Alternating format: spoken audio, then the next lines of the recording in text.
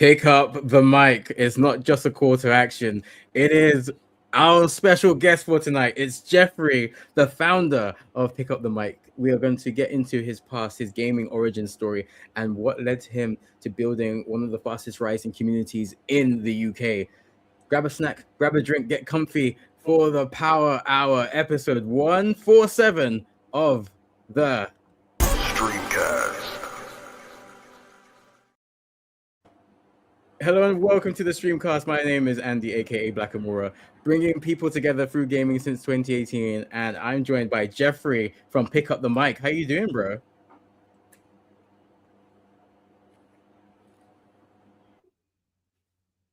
I can't hear you.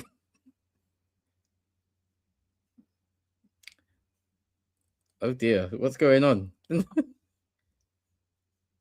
We got some technical issues, I think. But I will press on whilst he tries to figure that out. I am looking forward to interviewing Jeffrey once he gets all of that sorted. But let me do a lot of these promos right now. So we have our regular games nights that go on every month, and the next one will be on the 3rd of September over at Zombie Games Cafe. We're going back home where we'll be playing video games, board games, card games, TTRPGs, anything that you can play with your community. Yeah, it's completely free to sign up. Get a ticket now on our Eventbrite. And I can announce that we do have a D&D night on the 10th of December at Rogues Quarter up in Northwest London. It's going to be my first time DMing, so I'm very nervous about this, but I'm hoping that A, the people will be good to me, and B, we get enough people that we can have a nice little campaign, get some stuff started, and hopefully have a nice one-off campaign that hopefully builds into something that's a bit longer. Gonna give a big shout out to Rogues Quarter for having us on the 10th of December, where some people are doing Dirty December. We will be doing D&D December. And from tomorrow, 9 p.m., we will be continuing the Pokemon Fire Red Nuzlocke. Last episode was, I think some people would call it a doozy. Some people would call it a mess. I would call it a slaughter. I made it out of Saffron, out of Silpho, I should say,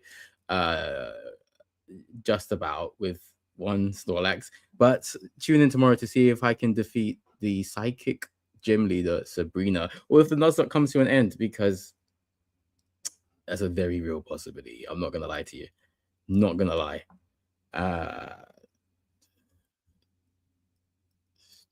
Jeffrey back. Hello. Okay. Good to have you back. I don't know if you heard anything that I said. It seems like you crashed. I didn't, but Okay. I'm sure it was great. No problem. No, I was just sorting out some admin. I was just promoting some stuff whilst you were sorting your stuff out. But first of all, how are you doing? You doing okay? Yeah, not too bad, thanks. I think like everyone, it's been a very busy and warm August, but excited for the weeks ahead. A lot of cool things coming up. So yeah, all's good. How about you?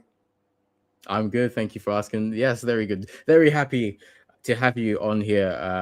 I did feature on your podcast, I think a couple of years ago, I want to say. Yeah. So it's very happy. Yeah, I'm very happy to have you on mine, because I love Black founders who are trying to change the game for themselves and for their communities, and just trying to shine a positive light on group activities. So for anyone who doesn't know what Pick Up the Mic is all about you, Jeffrey, would you like to give a little bit of an introduction to who you are and what you do?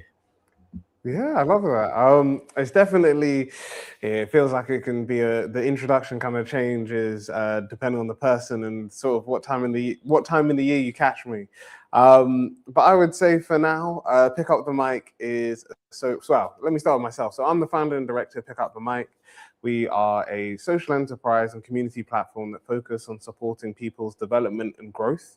So as you mentioned, we kind of do a few things. We started off doing it through a podcast network.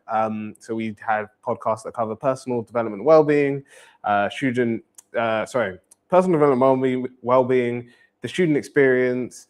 We also discuss entertainment and pop culture. We've got 3 specific podcasts. So that's the one that you were on, Andy, which focuses on gaming. Then we have one on anime and one on sci-fi. And then the 4th area that we focus on is entrepreneurship and business.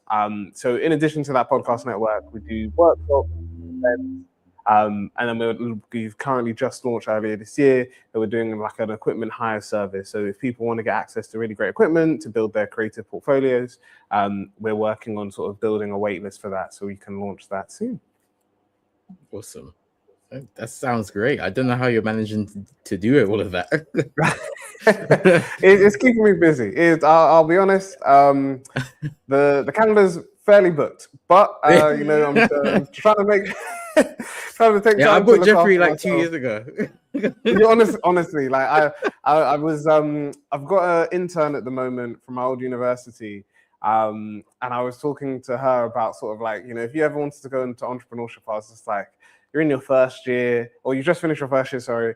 I was like, this is the time when you do it, because when you leave and you graduate and then you're thinking about like work and rent and all of this and all of that, it was just like your timing just goes. So I was like, make the most. You got your schedule's mostly clear. As soon as you finish exams, you've got a long summer. I was just like, gosh, I miss having like permanent, set times in the year where you can just like know you don't need to think about exams or work or anything like that. It's just times where you can just like rest and relax. Gosh, yeah, I miss those times. You're never gonna have as much free time as you do once you've done all of your uni exams, or you don't have a lecture. Those times, don't take it for granted. Do something, do some self-development or something, or just relax. Hopefully the vibe will be relaxing tonight as we get into Jeffrey's origin story as a gamer, because 9 times out of 10 when I get people on the pod, they are gamers, and there is a single game that kicked off the entire journey, the entire life, the entire career in some cases. Jeffrey, do you remember your first ever game and console? Ooh, good question. Yeah, it would probably be I think this is the one that comes to mind, but my brother had a Game Boy, and he had Pokemon. It's funny that I came on when you were talking about Pokemon, because he had Pokemon Red on the Game Boy, and that one I vaguely remember playing, but like that was obviously like it's the first in. I'd watched Pokemon as well, so it was like really great. But then the one that kind of like stuck with me and I remember definitely is he got a Game Boy Advance and got Pokemon Emerald. So that was a game that I completed. I like explored all the different islands, did the main story, completed it, had fun with it. And then I've still got that game. Like we still got that Game Boy Advance, so I've gone back and like played it from time to time. And yeah, that was just like, I mean, at the time you're just like, wow, this is incredible, because you're just like, first of all, you're like holding a gaming console and you can take it wherever you want. But then it was also funny because like I look at like gaming now, and like with both the Game Boy and the Game Boy Advance, sometimes if dust got into the game cartridge, you had to like blow out the dust and all of this stuff. So I just like look back on gaming then and like compared to like now, and you've got stuff like the Steam Deck, the ROG Ally X, and all of these handhelds, and I was just like, wow, this is interesting because I don't have to worry about that anymore. Like I can just play it straight from it. There's none of these issues. But that would probably be the first game that like I remember playing and like all the memories that kind of came from it. That's elite. That is elite, deep bore knowledge. The Game Boy Advance is, for my money, one of the best consoles of all time. I think the gaming library, I would say second only to the PS2. It's so strong from so many different IPs, from the likes of Pokemon, as you said, and Emerald, I think, is commonly thought of as the best Pokemon game of all time. Definitely. There are rumors of Ruby, Sapphire, and Emerald coming to the Switch and Switch 2 this autumn. So I might have to do another Nuzlocke on the channel. That's what I'm saying. But I'm very excited about that. I do think that it's very fortunate that you still have a working Game Boy Advance. That's very cool, by the way. Thank you. Because those things are not cheap right now. Oh no! My brother was looking at my brother was looking at it because it was one of those ones where we were like we obviously hadn't played it for ages, and then we found it and we were just like, yeah, let's put some batteries in it and test it out. And then it was one of those ones, as I mentioned, it was just on that like loading repeatedly, just like, would crash on the loading screen. So we were just like, is it broken or is it to do with the dust? Like, is it dust got in there because we haven't played it for ages? So my brother was like, look, we're gonna like properly clean it. You know, we'll blow out on we'll clear out the dust from the gaming cartridges and all of that. And it worked. I don't know if I haven't played on it for a while. So I'm just like, I don't know if it worked. If I was to bring it out today, if it would work today. But yeah, honestly, I was just like, he was just like, yeah, let me look into like prices of like if I wanted to buy like a secondhand one. He was just like, yeah, the prices are just like, it's just wild. Honestly, I think I saw Pokemon Emerald going for £300 the other day. Wow. This thing is not a joke. So that's an amazing gaming origin story. Very strong. I can relate to that. How about going from that first game, the genesis of your journey, to the top 5? Do you have a list of your 5 favorite games? Yes, it changes from time to time. But I know, but yeah, and definitely the order changes. So I'd say these 5 are probably my most recent ones. Some of them are more recent than others, but these are ones. Some of these are like ones that is just recency bias, potentially. But I'd say definitely in my top 5. And to be fair, I would say even in the top 3 has to be. Actually, it might even be number 1. It might even be number 1. It might be. But it would be Mass Effect 2. So the reason being that so my brother got Mass Effect 2. So my brother didn't know about Mass Effect. He had played what's that game? Dragon Age. So he'd played Dragon Age. And he only got into Dragon Age because he was recommended by a friend of his, Dragon Age, based off of his friend talking about like Baldur's Gate 2, and was just like, oh, if you like Baldur's Gate, you would like this game that EA is working on. You know, it's called Dragon Age. It's still like fantasy, but like, you know, you might like it. So my brother was just like, cool. He completed Dragon Age, enjoyed it, played all the DLCs, and he was like, oh, I want more BioWare. So I think by the time he'd finished it, either Mass Effect 2 had just come out or it was only out a couple of months. He was like, cool, I'll just go to Mass Effect 2, go back to Mass Effect 1, and have some fun with it. But yeah, I tell people like Mass Effect 2 is an incredible game. It's a game where like you don't think like, and that's why I find like the story is behind it is funny, because my brother was like, oh, so my brother played the storyline, and then obviously like in most video games, side quests don't necessarily impact the main story that much. Like it might add more details, but it won't necessarily significantly change the ending. In Mass Effect 2, if you haven't played it, it definitely does. So like things like the ship upgrades, you know, characters, loyalty missions, all of this. My brother was only like picking and choosing, and he was like testing out stuff, and he was like, oh, I'll see how it goes, you know, having fun, exploring stuff. And then yeah, it was only by chance that like when it came to like the final mission, and you have to like, you know, you want the best outcome. He was just like, it was really bad. So like, I think some of the crew like died. His ship got damaged. I think the first time he said he played it, Shepard died at the end of the game, and he was just like, this is kind of bleak for like for a game. And then he found out like all these side quests and stuff is really important. So that I say was really great, just because of like the way the game is built around. It doesn't enforce the need to like do everything, but it encourages you to do it to like flesh out the story, and it is really cool to see all the different characters. And I say like I love the characters in it. I love the whole world building in it. So yeah, Mass Effect 2 definitely is in my top 3. It was definitely in my top 5. Now I'm just like, what 4 other games I would? I would be flexible between the 2 because I feel like Marvel Spider. So I'm a Spider-Man fan. So Marvel Spider. Oh, actually no. I was gonna say Marvel Spider-Man. That or Spider-Man, Marvel Spider-Man 2. That would be my honorable. Either of those would be my honorable mention, because I feel like I enjoyed the story for the first game. I loved it. I thought it was great. Loved the DLC. But I think the second game, even though I know like some people didn't necessarily enjoy it, I loved the fact, like I loved how it balanced two Spider-Man. I loved the story. I loved like just the whole exploration with it. Like it felt like you were Spider-Man and you could like explore the whole city and have fun with it.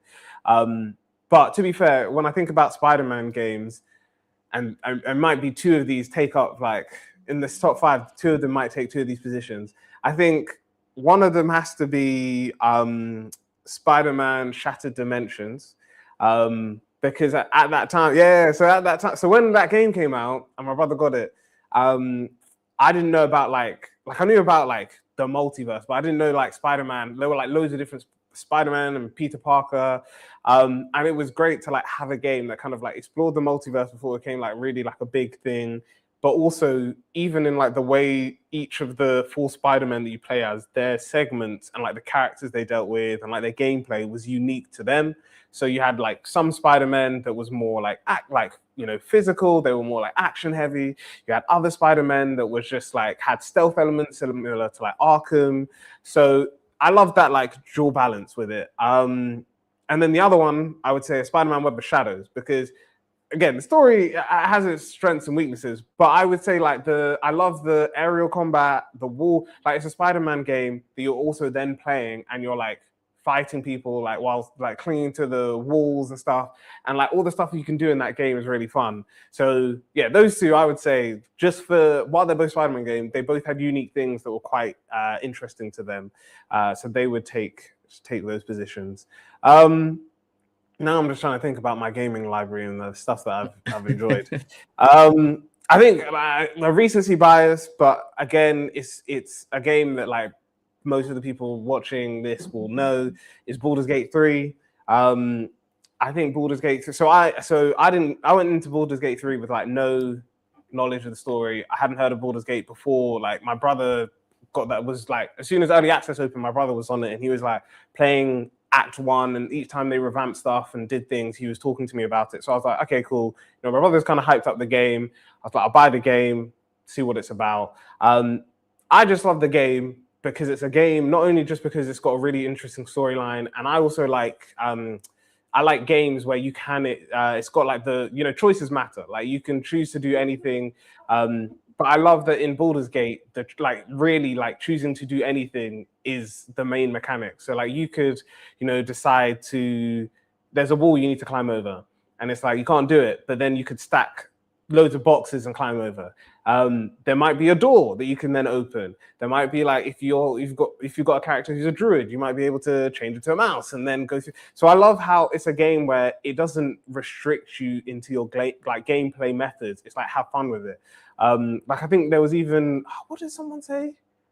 There was a boss fight that basically like I saw someone online and it was funny to see how people were like playing the game, because like I think someone was just like with certain boss fights when it was like near a cliff or like near something that could damage certain characters, they would either like use like shockwave to like push people back, or they would just push like the boss off. So they would avoid this like long lengthy fight because they were just like, oh yeah, cool. Like it basically like force this person to like go over there and then stuff, like push them off a cliff. So I love that it's a game that like encourages you to be creative in the way that you play it. I think that's a really cool mechanic, and I'm excited to see what their next game does. And then number 5.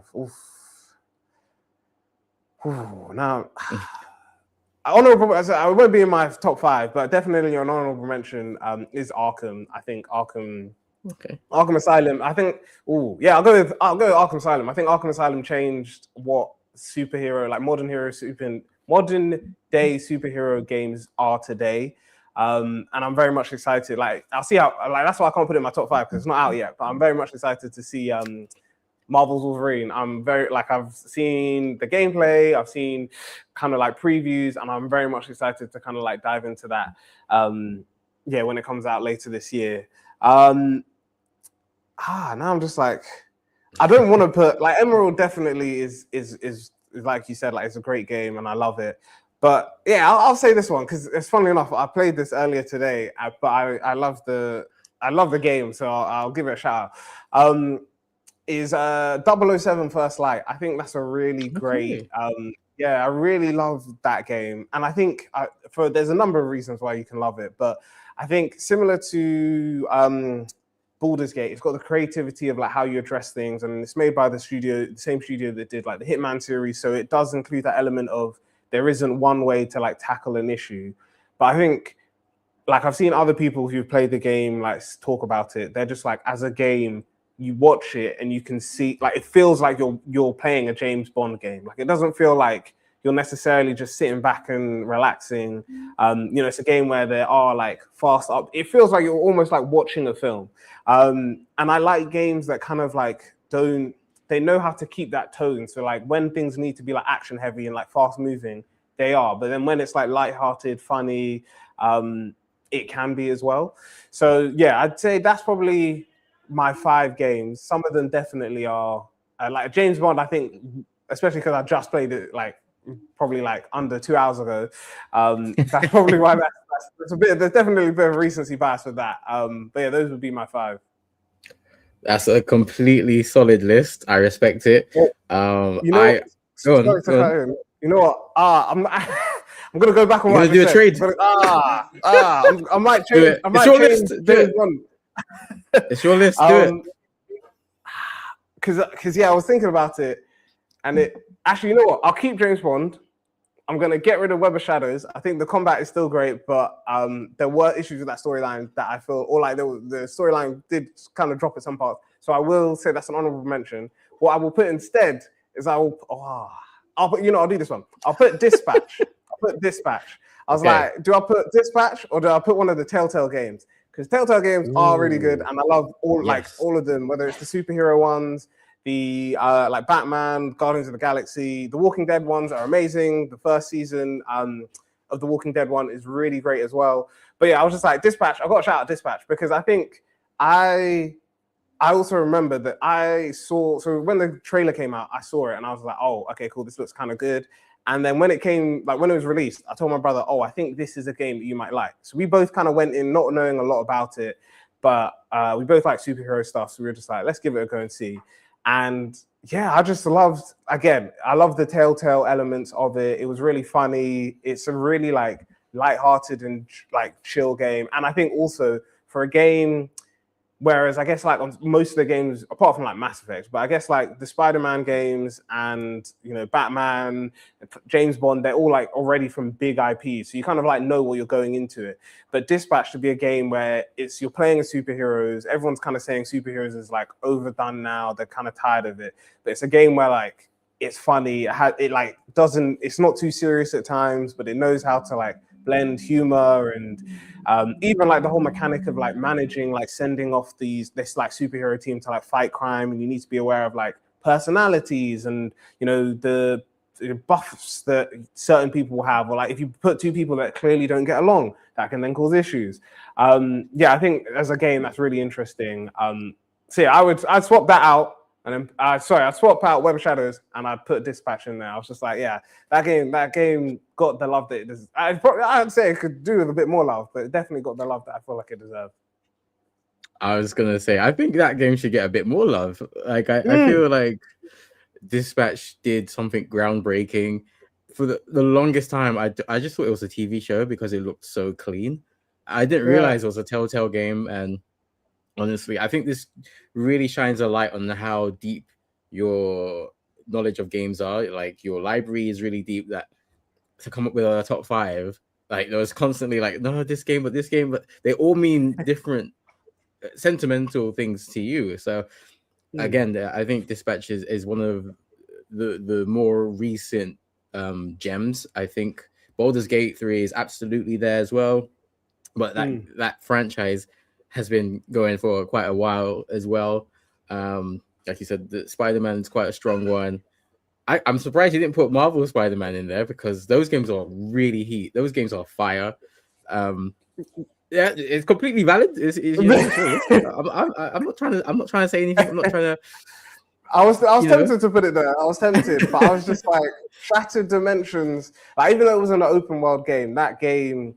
Like, I remember when I played that with my brother, and we were just like, "This is a Spider-Man game." We were playing with like 4 different Spider-Man, or Spider-Man, and it's like it just felt because I didn't know about like Spider-Man 2099. I didn't know about Spider Noir. So I was like, you're getting to like learn about all these cool characters, and like these are people who like, you know, in the comics, there's loads of different comic books with them.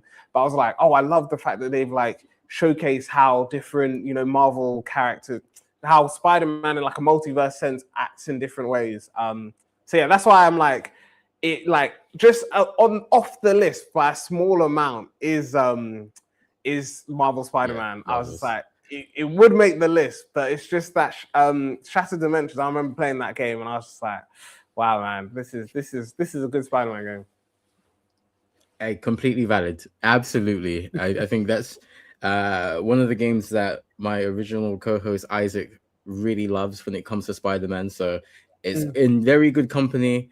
Yeah, absolutely. That's solid. I do notice a little bit of a thread. You like games that have very strong narration, whether it's the literal storytelling or the storytelling within the actions that you're choosing. You like you like games with a lot of options, and the dialogue and the fate of multiple characters are affected by your choices. So I think that has really planted the seed in what you would become in terms of a founder and being able to tell your own story as the founder and director of Pick Up the Mic. So that's, you know, very cool. And I'm loving how we are really destroying the mentality that gamers are bums that do nothing, because that's not true. It couldn't be further from the truth.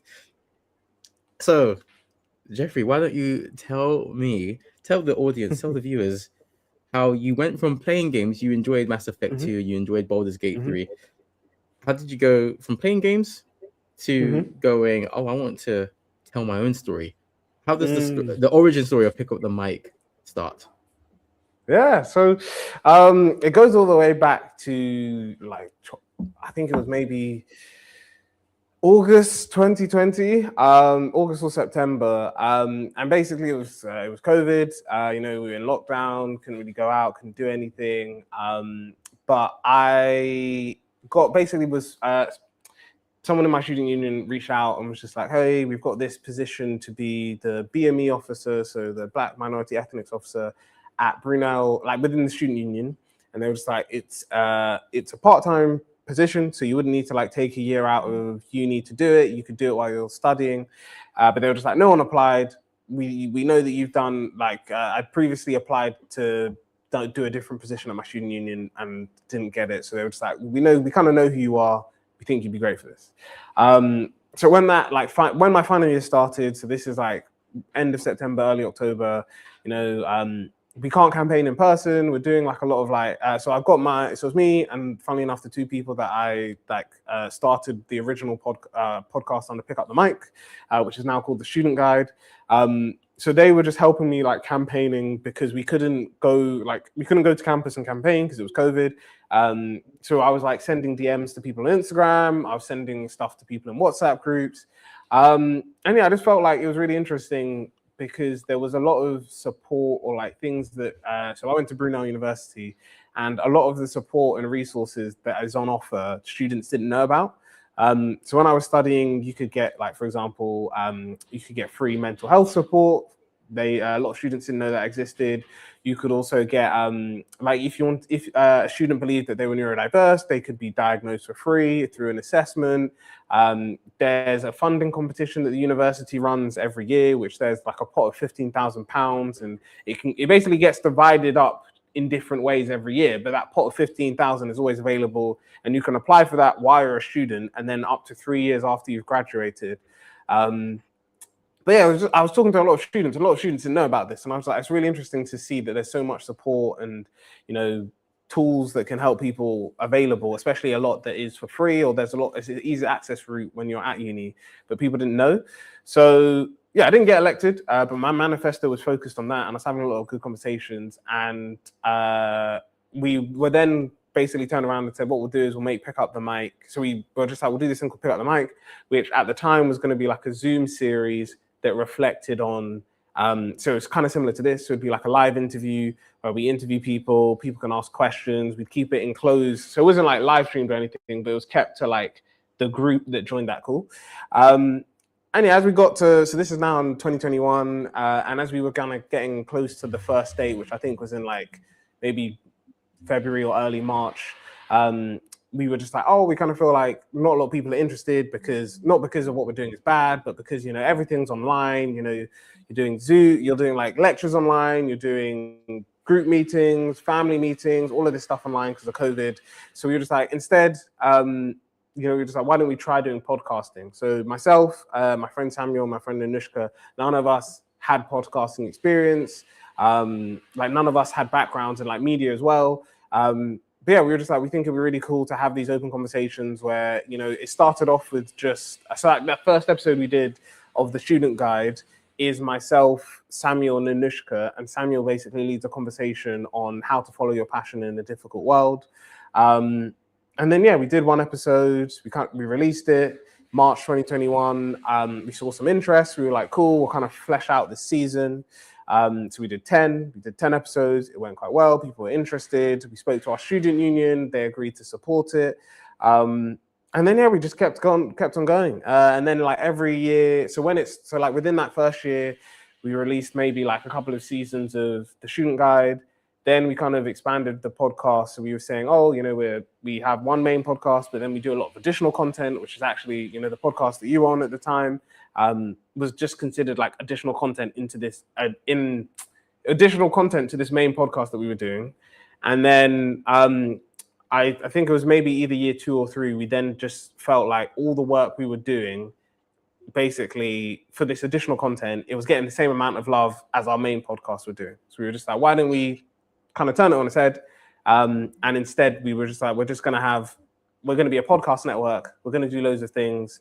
We're going to talk about different areas, but we know that because we were just like, we know some people are going to be interested in like personal development, in entrepreneurship, in hearing cool stories. But we also said there's a lot of that already exists. So we were just like, you know, things that we're interested in, or we know that people our age are interested in, is, you know, your sci-fi and fantasy, your gaming, your anime. So we were just like, why don't we create podcasts for that? So it's like, even if you're not interested in this, you know, personal development stuff, there's podcasts for you within the Pick Up the Mic network. And you're also getting to connect with people throughout all of the podcasts that you may not necessarily like know of. So you're still meeting new people, you're still connecting with new people, and you're getting to learn about what they do.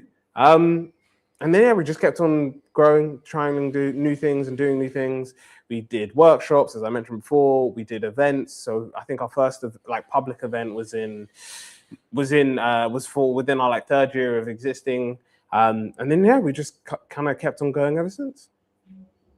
Awesome. That's very cool. So, what was the podcast that was dealing with, was it D&D? Oh yeah, the sci-fi and fantasy one. Okay, right. So that one started off as purely D&D, right? So that one actually started. So it was through someone that I'd done so I did an internship, and someone who worked for that company, he saw that I was doing Pick Up the Mic, and he reached out to me on the podcast, and I was like, yeah, cool, like come along, share your journey. And then I think he mentioned that he was interested in Game of Thrones, and I was like, my brother is too.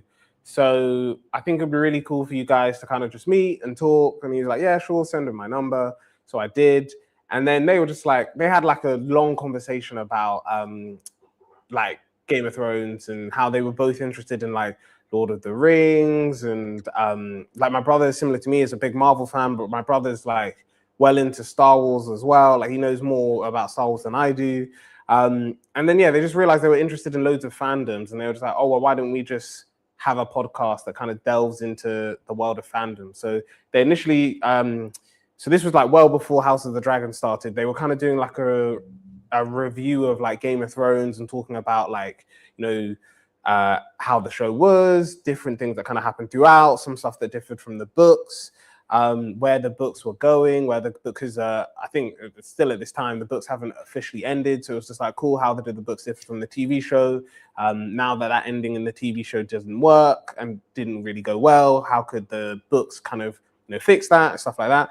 And then, yeah, when they did most of their like Game of Thrones content, they were just like, oh yeah, let's just now do an episode all the time on different fandoms and stuff. So they did Marvel, they did Doctor Who, they did Jurassic Park, they did House of the Dragon, they did Loki, they did. I'm trying to think of the other content. Basically, if there's a fandom, they did loads of stuff. They did Twilight actually, and then they did someone that I went to secondary school with was interested again, just by like you said, like you don't necessarily always know who you're talking to is like interested in a certain fandom, but they mentioned so we had like a 3-year event, and my brother and our friend Morgan spoke to someone that was on the podcast, and I went to secondary school with, called Penny, and they were talking at the event, and Penny mentioned she like loved Twilight, and she'd read all the books, was really interested in it.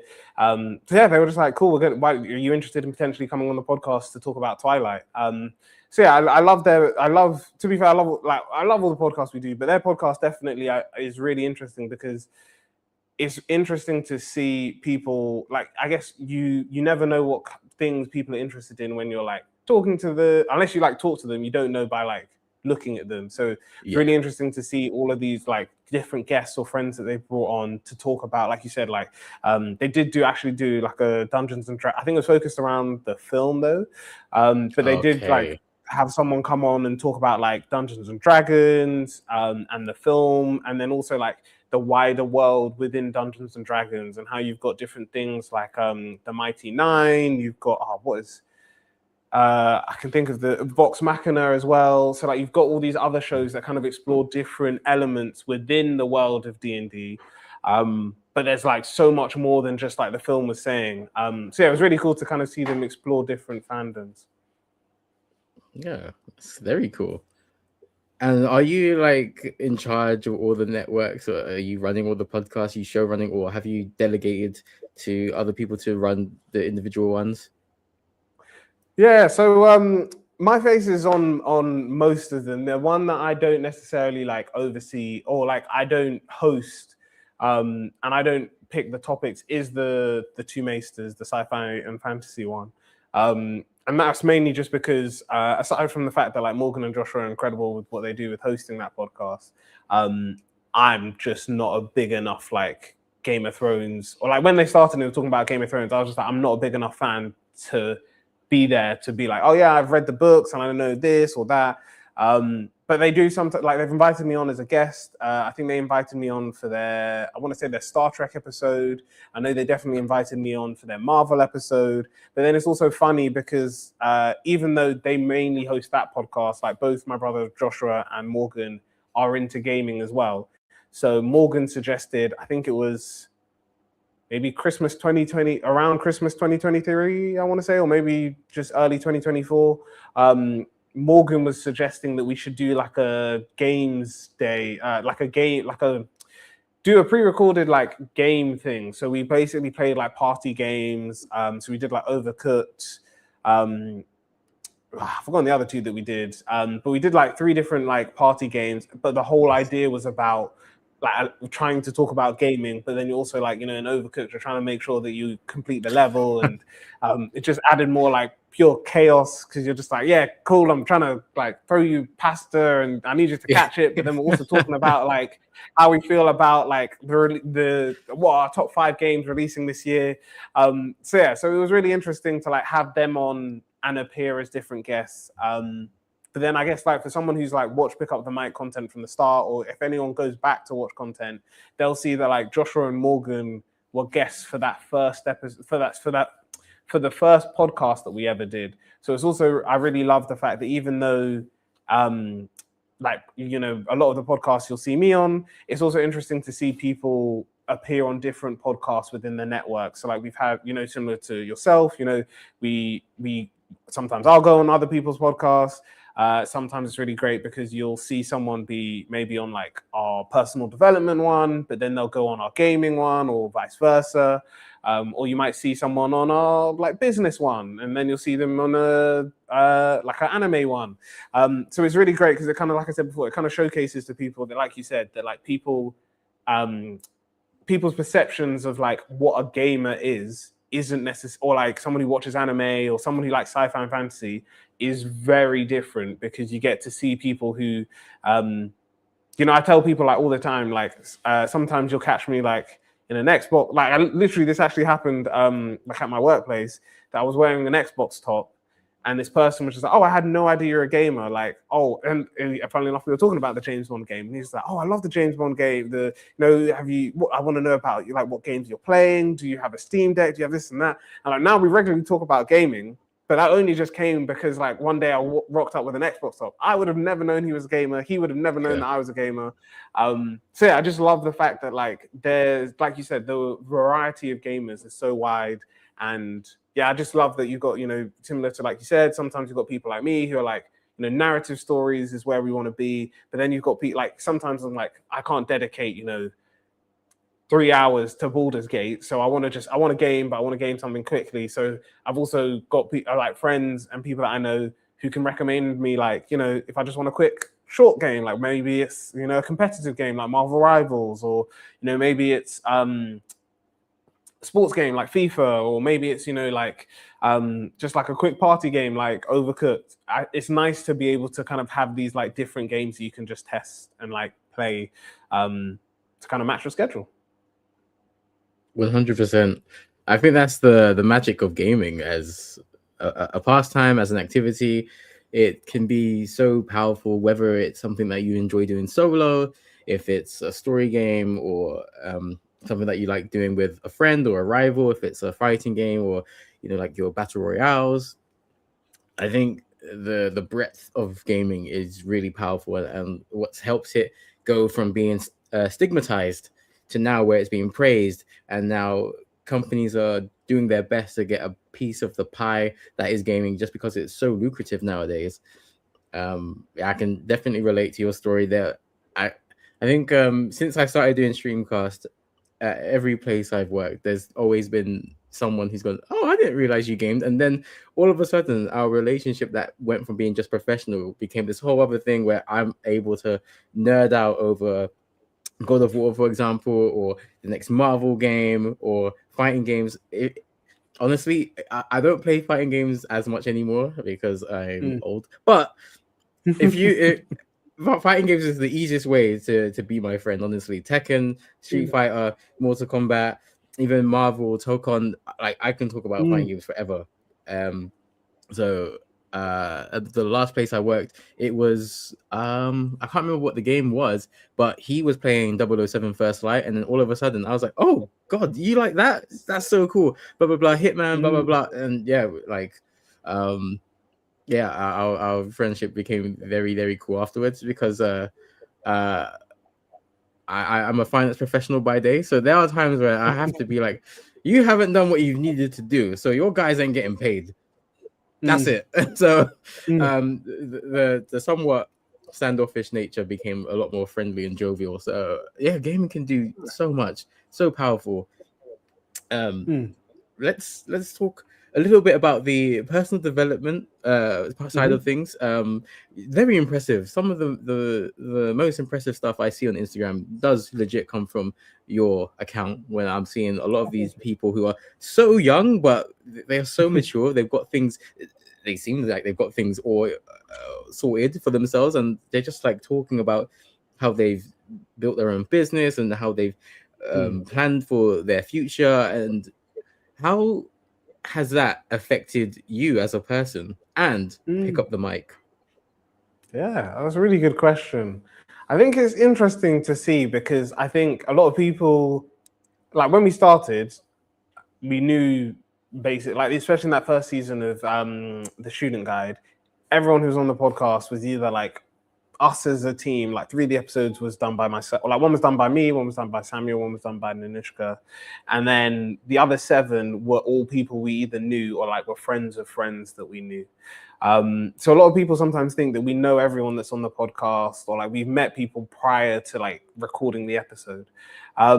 But now we don't, and I like sometimes there are still people that we know that come on or like get involved in the stuff we do. But it's really interesting to see, because like you said, a lot of these people are doing like really cool things, or they have really cool stories to tell or experiences, and it's quite both inspiring but also really I guess going back to that point we mentioned about like game, like, you know, you might look at someone and not know they're a gamer, or, you know, you might have a colleague, like you mentioned with yourself. I know, like, even with like where I work, you know, funny enough, it was Baldur's Gate, but I was asked like, oh, what I did over the weekend, and like someone within my team asked me, and I was like, oh yeah, you know, like I've been like playing Baldur's Gate. It's this game that came, and she was like, oh, I know Baldur's Gate. I know it quite well. I'm literally playing it myself. And I was like, oh, cool. So then it became this whole thing of like weekly updates with like where we're just like, okay, cool. So, you know, like, where are you now at Baldur's Gate? What have you done? What's your character doing? Stuff like that. So I would say like that's what is really incredible, because you get to see really cool stories of people, or learn really cool things through different experiences, like through people that you meet. But then also, like, I guess the final thing I would say about it is I really love love what I do with Pick Up the Mic, because I'm pretty sure it's very similar to yourself, that I kind of see it that there's, for every guest that I bring on, especially because most of the time they're not either in the same industry, like they might be in the same industry, but they've definitely had different experiences to me. But, you know, sometimes they're in different industries, sometimes different experiences, sometimes even different countries. So I really like it, because you get to, for me as the host, you get to meet people, and especially when it's people you don't know, you're learning about topics or areas that you had like no background in. So like, to name a couple that we've kind of recorded recently that are going to come out soon is there was someone that which I think the episode is coming out like this week that we're recording this, but it's going to come out, that preview is going to come out next week. But like, for example, with them, they run this like social media page called Jade's Tool Drope, which is where it's by this person called Jade, and she goes onto like the street and she's interviewing and talking to like tall women about their experiences and things like being a tall woman, and like how they've, you know, find different things, whether it's dating or trying to find clothing and things like that. And the reason why it's really interesting is because I was telling her, like, I think it's like, I was like, I don't know if you know it, but I think it's very incredible that you're able to like go down onto like the street, and you're like interviewing people on the road. Because I was like, I've done interviews at Comic-Con, which is great. But even then, I'm still a bit like, oh, I don't really know if people are going to want to come over to talk. If they, you know, you get a bit awkward about it, you're overthinking it. But I was like, you're going on the street, and she's even got like a sign. I forgot what the sign says, but she's got a sign that she holds up, and that people can like come over and interact. And I was just like, you know, at least in Comic-Con, it's a contained environment. Everyone who wants to be at Comic-Con, you know, you would hope that everyone who's there wants to be there. So even if they don't want to be interviewed, they'll still want to talk to you, or like they'll still roughly know, like, hey, you're a content creator creating stuff. But I was just like, yeah, it's really incredible. So I was just like, I just would love to know more about that. So yeah, each episode I'm kind of learning like something new. I'm getting to learn about different industries or topics. And yeah, I just kind of would say it's the same for like anyone who's watching or listening to the content, is they get to kind of learn about all of these things from people who maybe have a similar story to them. Maybe it's a different story. You know, maybe it's an industry that they want to get into, they don't want to get into, they've got questions about. But yeah, I would say similar to this, it's like, it's a very much like authentic experience that we're talking to people. So, you know, if someone wants to say, you know, they've worked in, I don't know, work in tech, and it's the worst experience that they've had, and they want to move into a new industry, they're more than welcome. They may not want to name their employer, but they're more than welcome to do that. So yeah, so I would say it's just really inspiring to see all the different things that people do. That's so dope. That's really cool. So when it comes to Pick Up the Mic, what are some of your most proud achievements, milestones, and what's one thing you'd love to achieve in the next 12, 18 months? Okay. I think biggest milestones, yeah, I'm probably sure I can pick. There's definitely two, and I'll think of a third one. But I think one was 2 years ago, 3 years ago, where I got invited to do a graduation. So long story short, my university, so Brunel had the opportunity that you could submit your request to do a speech at a graduation specifically. It didn't have to necessarily be like students, when you were graduating. It was the first time they've ever done that before. And I got selected, and it was a huge help to my manager at the time, who was like supporting me and encouraging me to apply. But I was like, cool, I'm gonna, like go out, tell everyone, I'll let people be aware of this. So, it's this big thing. And then she was like, no, I think it'd be really cool if you like, keep, not necessarily keep it a secret, but, like just working on it in background. And then when my parents and like friends or family or like anyone who like watched it, or even afterwards, could then see this like YouTube clip of me doing the graduation speech. And I say that was a proud moment because like in the back of in my mind, even when I was at university before doing Pick Up the Mic, I was like, the idea of doing a graduation speech sounds like it would be really cool. But I was like, obviously, to get on that stage and do a speech, you have to have done something really big. You have to have either, supported a lot of students through the work that you're doing. You have to, give back to the university in a huge way. So I was like, oh, I'll probably, I could work towards it. And I was like, oh, I want to know. Even when I mentioned to my manager that I wanted to do that graduation speech, I was like, what do I need to do now so that if I was to do it, maybe like once I've graduated or like well after I've graduated, I'm aware that I can like start putting the building blocks in now. And it was only when she was just like, well, why don't you just like check out and see if you could do it now and we can find out more information, that obviously it ended up happening. But it was really incredible because as I mentioned, like my family, friends, nobody like knew about it. I kept it like it was a hard secret to keep, but it was a fun one because like on the day, even like so one of my sisters and my parents were there on like at the graduation, but my siblings weren't. And I was like, oh, if you want to watch I was trying to like encourage them to watch the graduation without like enforcing it. So I was like, oh, if you want to watch it, like you can. And then they were just like, yeah, sure, we'll see you on skate. Like they were just like, we'll see you when you walk on stage, and then we'll turn it off. And I was like, oh, no. So I've been told that there's like this thing. I was trying to keep it vague. I was like, there's this thing that's happening. But like I can't, like I don't really know much, but they may call me on stage again. So like if you see me come on twice, like don't turn off immediately. I'll come on at some point. Just keep an eye out for it. But I was like, you can just mute it until you see me come on stage. But it was like a funny thing because like everyone. It was just, oh my days, I didn't know that you did this. And then it was funny for my like parents or siblings or my sister, sorry, because like afterwards, like for like I think the graduation maybe finished at like or started at 2, maybe finished just after 3. And then we didn't leave until like 6 because we were going to go meet my manager to just be like, hey, like congratulations, it's been great, like thanks for your support.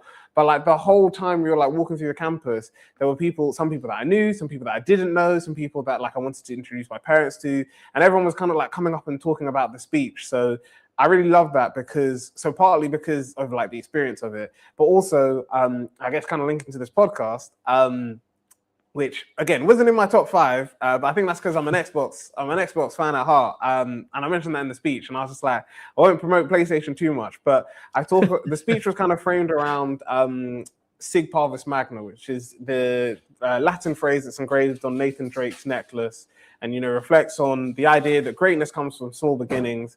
And I tell people the reason why I like even mentioned that in the speech is I was just like, I didn't know that quote from like I'm a study, like I study Latin or like I'm big on Latin. I was like, no, I just like, I had heard loads of people talk about Nathan Drake. So I was like, cool, I'll watch some gameplay. I saw Uncharted like 2 and 3. And I was like, oh, cool, this is a really cool game. He's got this necklace. I want to know more about it and like if it was a real thing and all of this. So I even mentioned in the speech that like, I like this speech, is kind of inspired by this and encourages like you guys as students to be aware that like, we're all in our small beginnings, but great things are going to come from it. But I was just like, hey, like like you were saying about like gaming, I was just like, oh, I could make it seem like, oh, I've got this Latin quote because I'm, like I read Latin and I'm this big person. But I was like, no, like got it from a game. Like there's nothing wrong with saying that on a stage. So I think those are the like, so that's definitely one of my key moments or milestones. I think second one was actually one that was earlier this year, which was celebrating 5 years of Pick Up the Mic. Congrats, that's amazing. Thank you very much. Like, I think it's because, like, even for that, like, to get to 5 years, most businesses don't. So one, I think that was like a huge thing. But then I think it was also the fact that, like, and it kind of links to the third point, which is we're kind of actually, sorry, not the third point. Where we'd like to be in like 12 to 18 months. But I think it was really great because it kind of felt like we knew, like we know what Pick Up the Mic is now. Like we spent the last 5 years like trialing things, testing things. You know, some things went great, some things didn't necessarily work out the way we wanted them to. But it was really incredible to like build up like an audience, a group of people, even to be able to like look back and be like, I guess almost as you mentioned, like, you know, we didn't know each other before I reached out for you to be on the podcast, and now I'm on your podcast. And it's been great to like build a community around like Pick Up the Mic and like what we've done. And yeah, it was great to just look back on some key moments from that you know, those 5 years, and like really looking to the future and what we're going to do. So that was really cool, a fun milestone to celebrate with everyone, and it was really just a really great event. And then number 3, I would say, what would I say is number 3? Maybe I don't remember. Actually, no, I think I do remember what it was. It was so for every Women's History Month, which is in March, and for Black History Month in the UK, which is in October, we do like a panel discussion and live podcast / panel discussion, and a like networking attached to that. And I would say that was probably a key milestone that I look back on, because that was the first time we did we'd done like in-person meetings with like the team that was supporting me with Pick Up the Mic, but we had never done we'd never done an event before. So this was like the first time we'd done like a proper event. It was like, you know, ticketed, it was marketed. We brought together these panelists. So I was obviously like, I'm going in with two minds, because I'm like, this is great because we're bringing people together. But this was, I want to say March 2023. This is still like, COVID is still around. So I was like, are we going to have high attendance? Are people interested? You know, things like that. And that was also the first time, actually, to be fair, we had ever done like live streaming through YouTube. So I was like, I've never done it before. I don't know if it's going to work, but it was really incredible. We had like an amazing panel, really great. We even so we live streamed it on YouTube. We live streamed it on Instagram. We live streamed it. So one of the people that was supporting me with the like AV stuff was like, oh, have you ever thought about live streaming on TikTok? And I was like, no, we don't even have a TikTok account. I don't really know much about TikTok, but like, they were just like, no, you need to get on it because it's great. And they were just like, look, I'm going to show you this test. Well, I'll do the live stream for you. I won't save it on my channel, but I want you to see that like you can get loads of people like engaging with your content, because TikTok at that time was designed to just push out content to people. So she was saying, it was really incredible. Like for the longest time, that was our most like viewed and interactive video on Instagram. As I mentioned, it was the first live stream we'd ever done, so that was like incredible to see. I would say that like having your first in-person event and actually people turning up, getting good, like it being a good milestone and like benchmark for where you could go to the future was really great. And then next 12 to 18 months, I think definitely at the top of that list is our like equipment hire service that we're looking to launch. Which is something that's specifically focused around like building, like working with different creatives and creative communities to support their development and growth. So we kind of envisioned it being as I mentioned before, specifically for 21 to 34-year-olds who want to build creative careers, but maybe not have access to the tools or the things that they need to do that, creating that space for them. And then, and aside from like next year, we're going to be doing loads of events. That's definitely something I'm very much looking forward to. But then I think the third thing that I would say outside of those two is just I'm really looking forward to which I guess is exclusive for everyone watching and exclusive to you. But one of the things that kind of like through someone who I would say, I won't name him because he may not want to be named, but someone who's essentially like a mentor, he was talking about like some of the different services we provide and like coming up with an offering. So we're working on sort of a community offer where basically if someone needs like a bit of support, whether it's from photography or videography, maybe they need someone to do a workshop, we wanted, because we're like very much community focused, to have like an actual like condensed framework around that. So it's like, you know, someone's interested in someone's hosting an event and they need a photographer, but they don't have access to the funds to afford it, but they really, they need a photographer to capture what they're doing. We want to have a service that basically like people could apply, and it's like a once a month we can offer like a free service of ours to support specific different communities. So yeah, that's something that like is very like that's like very recent, but we're working on getting that launched and getting that available to kind of build a framework so we can make sure it's fair and it's not just the same person's getting the same opportunities. But yeah, I think those would be like 3 milestones and then 3 things I'm looking forward to in the next year. That is amazing. Again, yeah, like I said before, it's I think there's a very bright future for you and for Pick Up the Mic. I think there's a quiet maturity about you and your entire group. So I can't wait to see your wins. Hopefully see them all over Instagram so I can like and share all that stuff. And congrats. I remember seeing your graduation speech on Instagram, by the way. I was like, what the heck? What's happening? This is so cool. But how? What? We're doing this now? This is so cool. I love it. I definitely agree with your point where 5 years is a massive milestone for anything to survive. People don't really stay at the same place of work for 5 years nowadays. So for your business, for your brand to be going 5 years plus, very, very impressive. A lot of people's brand don't last 5 years. And that's not like shade or to knock anyone, but there's a lot of content creators.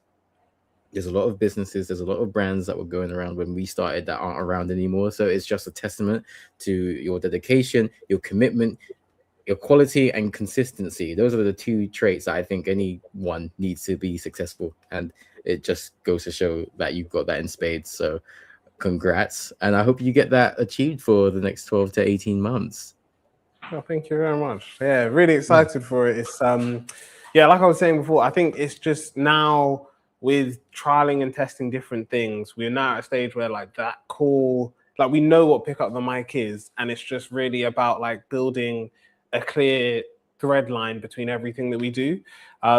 Because yeah, I think sometimes, as you mentioned, like some people know us in different ways. So some people know us specific, like a lot of people know us, to be fair, for the podcasting stuff that we do. So when we tell people like we do photography and video, like we've got a media service that we offer, or we do workshops, or even sometimes that we host like regular events, people are sometimes surprised about that and only think that we just do podcasting. So I think for us, we've been like, it's been really great to spend the last 5 years building the brand that is Pick Up the Mic. And then now we want to kind of spend, especially this next year, to just really like hone the message of like, I think we released a video early this year at some point, but we released a video kind of reflecting on the idea that we basically said like we're more. So we're not just a podcast network, we're not just an events organization, we're not just a like media company. Like we do so much more, and like just keep an eye on the space while we kind of like ensure that you're aware of every single thing that we do. Yeah, that's again very, very mature. And then it just goes to show how much you thought about this. I think it's definitely something that I can relate to in terms of in the early years. You're trying to, it's basically trial and error. You're trying new things. You want to be successful, and you're not sure what exactly is going to do that.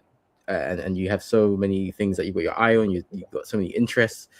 But now is time where naturally things will reveal themselves to you. Like this is what's worked for you. This is successful.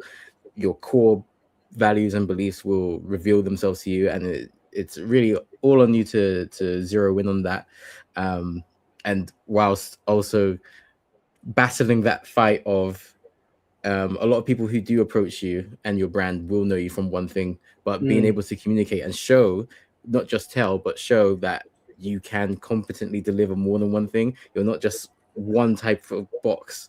You've got all of this, you've got the podcast network, and then you've got the equipment hire, and then you're also doing events, and you're also community. You also hold things for Black History Month, Women's History Month every year. So it's being able to communicate how many different things you provide and are, whilst also staying true to yourselves and not getting lost in the minutiae of everything and trying to, please everyone. So it's really a hard battle that it really needs a strong leader to stay on the good side of.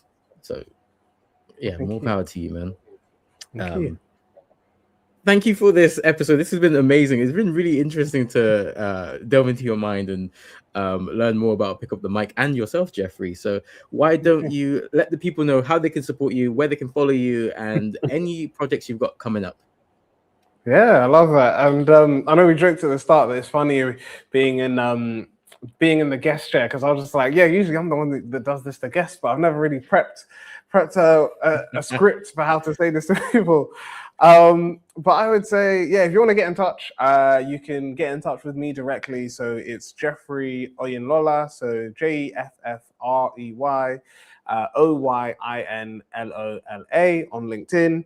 But you can find me. I'll be honest, I don't really post much on TikTok. I'm trying to get better at it, but you can definitely find me over at Instagram and TikTok at the same handle. So it's Jeffrey, JEFFREY _ pick up the mic as one word. So that's pick up the mic, with Mike being MIC. So yeah, feel free to send me a DM, connect. Love to know more about you guys. With Pick Up the Mic, you can find us on YouTube. You can find us on Instagram. You can find us on TikTok as at Pick Up the Mic Network. And you can find us on LinkedIn as called Pick Up the Mic. And then, yeah, exciting opportunities or things people can keep an eye out for the rest of this year. So we've definitely got a minimum of like 2 to 3 events. As mentioned, we will be doing our Black History Month event potentially in October or November. We're just trying to confirm venues at the moment, but keep an eye on that. We're working on a mending workshop with a community organization that we work with quite a lot. So there'll be like a sewing and mending workshop that should be taking place soon. So again, keep an eye on that. And then finally, from the event side of things, we'll be doing we did it last year as a Christmas event. It worked quite well. So again, we're just trying to finalize if we can go ahead with doing it this year. But we would like to do what was called last year. I don't know if the name would be the same, but it was called last year Make and Be Merry, and was all around this idea of, people can just create things for the new year, whether it's a Christmas present for a loved one or for yourself. But yeah, we'll be bringing that back. So it'll be a sip and paint, a vision boarding session, and then some sewing and mending and embroidery workshops as well. Outside of the events, as I mentioned, the hire service is definitely something you can check out. I can send it over to Andy, but there's a waitlist form that you can complete, so we can just find out a bit more about yourself, and you can complete that so we can basically make sure this service is built. We're currently in like the trial phase, so we're just building out like a trial user basis, but there are some offers that will be available to them if you do join the trial. But yeah, we're definitely looking for people for that. And then very finally, I would say, again, I'll send over the form to Andy, but we have a speaker nomination form. So if you are, someone who's interested in being a podcast guest yourself, if you're interested in learning about, sharing your story or your journey, and you feel like it's relevant to Pick Up the Mic, then we have a form that you can complete. It gets reviewed by us as a team, and then we'll be in touch with you to be on the podcast, so you can kind of have your own experience as a guest. And yeah, it's fun. We've just this year have done quite a few of those where we've reviewed people's we've reviewed applications and brought people onto the podcast and published their episode. So yeah, definitely make sure that you if you're interested, you apply. But yeah, I think that's basically it. Next year, I guess the funny thing I'll say is next year is definitely going to be a lot busier. Got a lot of events that we've kind of already gone in the works of like getting those booked in and confirmed. I think I mentioned last year I was trying to do an event every month. This year, that's definitely not happened, just because I was just like, when I think I was getting towards the end of the year, I was like, I don't have anything planned for January, and I was just like, I'm too tired to try and argue with people to try and lock something in. But I'll definitely, I know for definitely next year there'll be quite a few different events throughout the year. And I will say we'll definitely at least have maybe one every quarter, if not every quarter. Then definitely at least every month. Or there might be some months where it's a bit busier than others. But yeah, I'd say just keep an eye on the space. Follow us on any of our social media pages because we post them there. Final thing I forgot to mention is we have a WhatsApp community. I can send Andy the link to that. But yeah, we have a WhatsApp community. We share like funding, awards, events. Both our own or like ones that are event stuff we share can be ours, but it's also some that are from community partners or relevant organizations. We also share funding, events, ways you can also like build your career or your like personal brand or like people you could connect with as well. So yeah, my main recommendation would be connect with us on any platform, subscribe to our newsletters, and then you'll find out all the information there. Perfect. Yes. And I will share the links as soon as I get them into the comments and the description. So you can definitely support Jeffrey and pick up the mic wherever you can.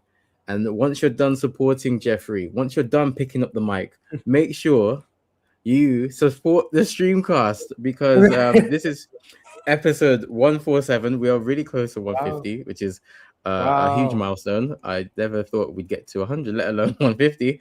So if you enjoy podcasts, if you enjoy whether it's stuff that you can have in the background, whether you're cooking, you're going to the gym, or if you're on the commute, you can like this video because that helps us out a lot, whether it's live or on demand. Subscribe to the Streamcast as we've just passed 600 subs. Help us reach the 1,000 before February, because YouTube have made everything harder. The watch time requirement has gone up to 8,000 hours as opposed to 4,000 right now. So there's a bit of a deadline. There's a bit of a deadline to become partners with YouTube. But this podcast will be available wherever you get your podcasts, say in the next 24, 48 hours. So you can also support us on Apple Podcasts, on Spotify, and you can also support us on TikTok and Instagram, Streamcast _. I know, Jeffrey, you said that you don't really post on TikTok. I have started to post on TikTok, and for better or for worse, we are committed to the long course. Because there's a video on there now which has over 100,000 views, and it's caused quite the stir. All I did was raise awareness of the PlayStation protest, and people have, not everyone's on my side, shall I say. But it's very funny here reading some of the negative commentary. But you could also follow us and help us get to 1,000 on TikTok. We are about 300 away, and 1,000 on Instagram, where we are 25 away. So help us reach those massive milestones. We also have some events I did promote at the start of the episode, but I'll quickly run through them again now because we are wrapping up.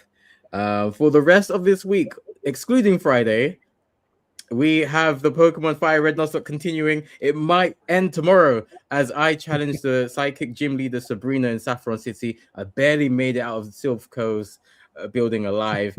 Most of it was my own fault, but let's find out whether the journey will continue this week. We also have Games Night is back on the 3rd of September at Zombie Games Cafe, which is in between Kilburn and Cricklewood. It's completely free, and we have an Eventbrite page that if I was better prepared, I would get the link, but I'm not. So you're just going to have to find it on Eventbrite. And after that, on the 10th of December, we have our first D&D night at Rogue's Quarter. I'm going to be DMing for the first time. I'm very nervous. I've never before, so I hope you guys will be nice, fair, and gentle. But I'm looking forward to bringing the 90s back, bringing that physical, in-person vibe as we nerd out, whether it would be a traditional run, something a bit futuristic, a bit cyberpunk, even something out there like pro wrestling. I'm happy and willing to DM something wild, something wacky, as long as you people come through and bring the good vibes. And finally, I have to toot my own horn because earlier this year, or maybe even last year, we were on the Millions podcast list of the best 40 gaming podcasts in the UK. We were at 25 last time I checked, and I said we have 24 ops because I want to be the owner of the best gaming podcast in the UK. We've now made it to number 11, which is amazing. But that does mean we have, thank you. But it does mean we have 10 ops in the way. So help us conquer those 10 enemies as I achieve the dream of Streamcast of being the best gaming podcast in the UK. It's nothing major. It's going to be the number one gaming podcast in the UK. Jeffrey, you've been amazing. I've been Black Amora. And until next time, which I don't know when that will be, so keep it locked on Instagram and TikTok, Streamcast _ for the next one. Take care of yourselves and your loved ones. Stay safe. We'll see you on the next Streamcast.